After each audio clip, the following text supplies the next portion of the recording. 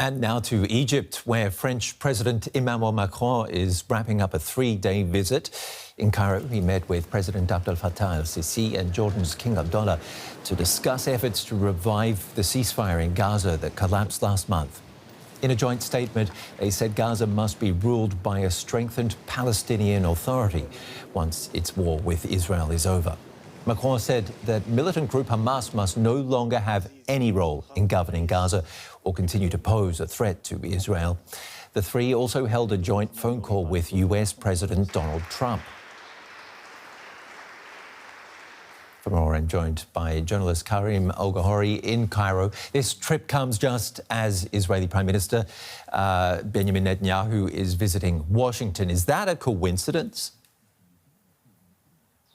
Well, what is certain that they are on the very different end of the spectrum when it comes to the Gaza Strip. Trump doubled down, as you heard, on the whole idea of displacement of Palestinians, deals with Gaza as some kind of real estate piece, and also seems to give further green light to Netanyahu to continue the Israeli military operations. On the other hand, here in Cairo, the meeting between Macron, the Jordanian king, and the Egyptian president, they all agree there's a clear demand to resume the ceasefire in the Gaza Strip. There is a demand to open the borders and let aid coming through. There's also all of them agreeing that it needs to have a long-term political two-state solution. And also Macron was backing up the Arab plan on reconstruction.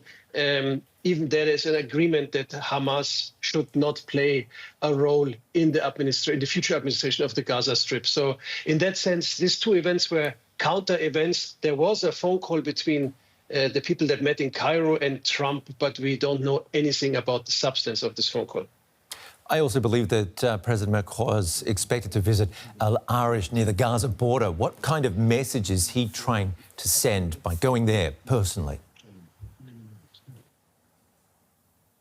But when he goes there, what he will see is, of course, since the 2nd of March, that is now 37 days, the borders to the Gaza Strip are sealed. There is no aid coming through, nothing, absolutely nothing, since zero since this time. Now, what he will see is full storages on the Egyptian side in El-Gawhary. I talked a few days ago with some representative of the Red Cross. He said, we alone have 100,000 square meters of storage, fully filled with medical equipment, with water, with food and other things.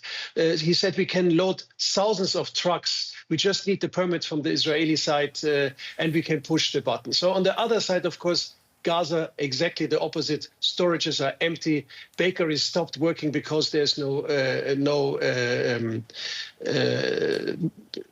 supply for the bakeries. They're running low on medical supplies in the hospitals. They're even rationing painkillers right now. Severe food shortages in the north. UNICEF is saying 21 centers for malnutrition for children had to be closed. And even the handout of aid that is existing is difficult.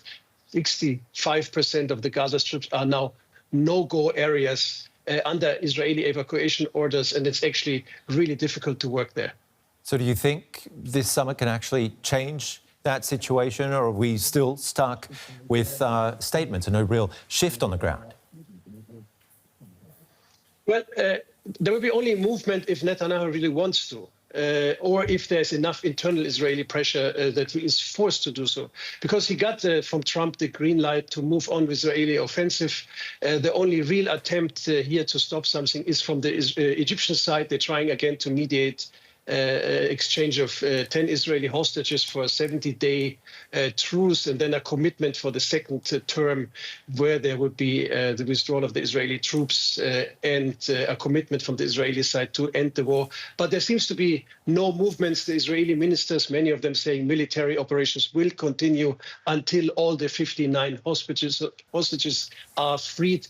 And Hamas, on the other hand, is saying they will release the hostages only under an agreement to end the war. Karim El-Gawhary in Cairo, thank you. You're welcome.